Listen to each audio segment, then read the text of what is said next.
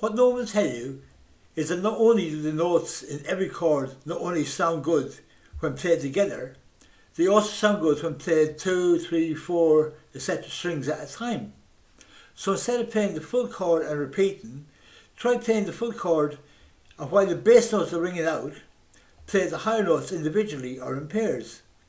In other words, become your own bass player. It's a lot easier than what you think. For the purpose of this video, I'll have a play around with the chords G, C, 8 minor, then back to C again.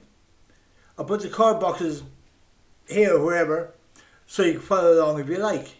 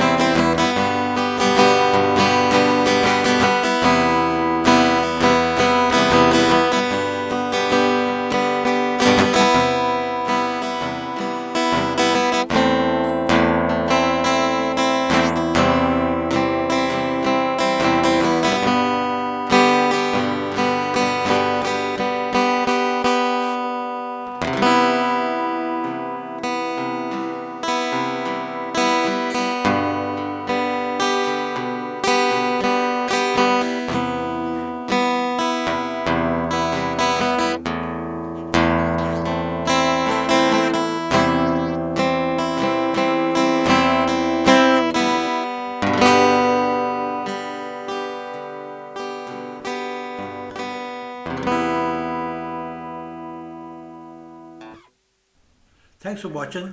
If you've got anything out of that video, like, subscribe, comment, and hey Michelle!